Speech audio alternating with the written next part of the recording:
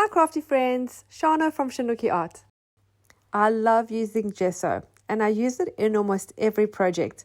If you're not new to my channel, you've probably seen it in almost every video. When it comes to gesso, I don't buy expensive brands. I recently found that Kmart in Australia now stocks this Anko brand of gesso. It's $7.50 for this tub. I bought it because it was relatively cheap and I wanted to try out a different brand. But my go-to brand is this Lenny brand, which I get from Bunnings, which is a hardware store. This is $10 for the tub and it really lasts really long. Even though I use it so much, this tub goes on forever.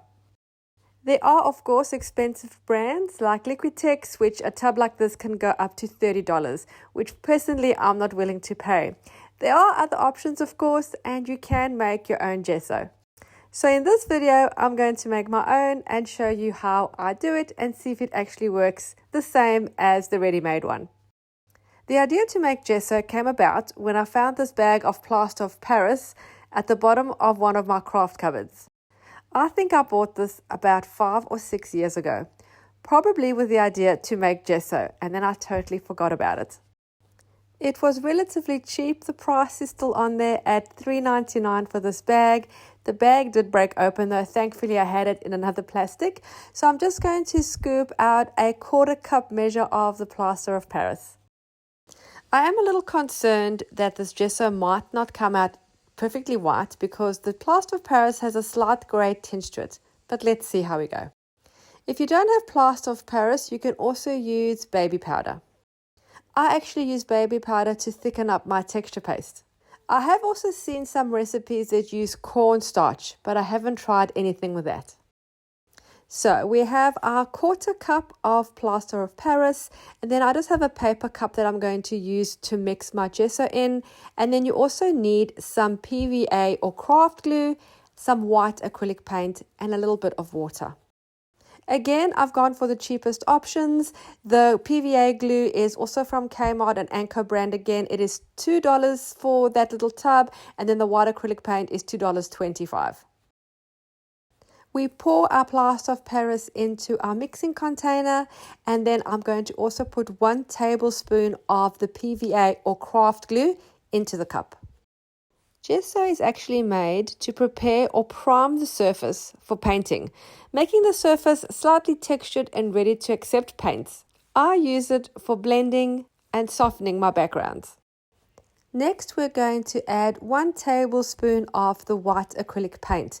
If you wanted to make a different color gesso, you could add a colored acrylic paint. I'm going to stick to white for now, but I think in the future, I am going to perhaps try a colored gesso, just for some experimentation. I'm using a small whisk to stir my components together. You could also use a fork or a spoon. You're going to have to blend this really well. Give it a really good stir and make sure that all the plaster of Paris is mixed up with the paint and the glue.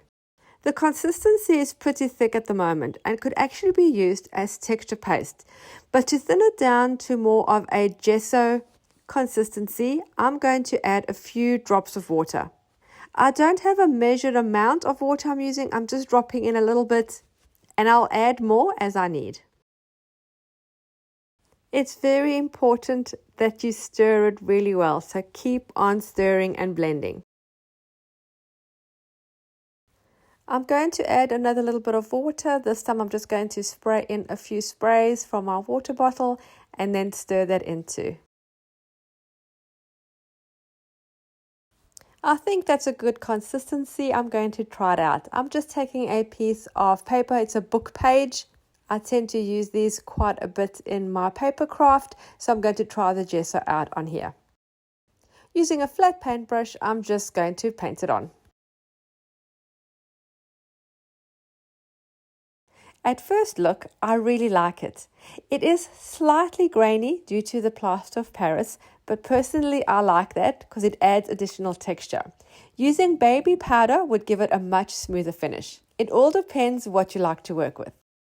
But the coverage is great. It's transparent enough to see the text from below, but thick enough that it actually does do the job of gesso.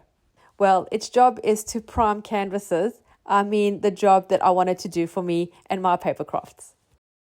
I'm also trying it on a piece of scrapbook paper, and the coverage is good there too. I'm happy overall. I'm going to do a quick comparison. I'm also going to add some of the ready-made gesso onto the papers just to see the difference.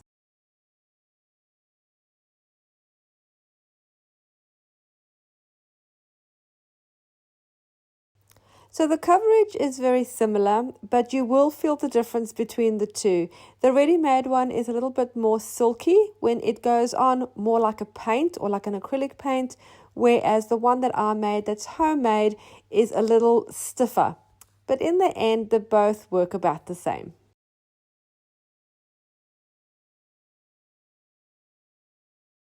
So will I make more homemade gesso? Probably yes, but the fact that I can actually purchase it for $10 or less as a ready-made one, I might just stick to that route. I do like the silkier finish of the ready-made one, but of course it's always personal preference. And of course the homemade one is a lot cheaper, as you're spending only $4 for the plaster of Paris, $2 each for the glue and the paint, and only using a very small amount of each. So in the long run it is a lot cheaper. And most craft rooms already have white acrylic paint and craft glue, so easy to put the ingredients together to make homemade gesso. I'm going to store my homemade gesso in an airtight container. I have a little glass jar that has a screw cap that goes on the top, so that should help it not to dry out. Don't forget to label it. I'm using a piece of masking tape and a marker. I really hope you enjoyed this video and were inspired to create your own homemade gesso. Thanks so much for watching. Don't forget to subscribe. Happy creating, and I'll see you again soon. Bye.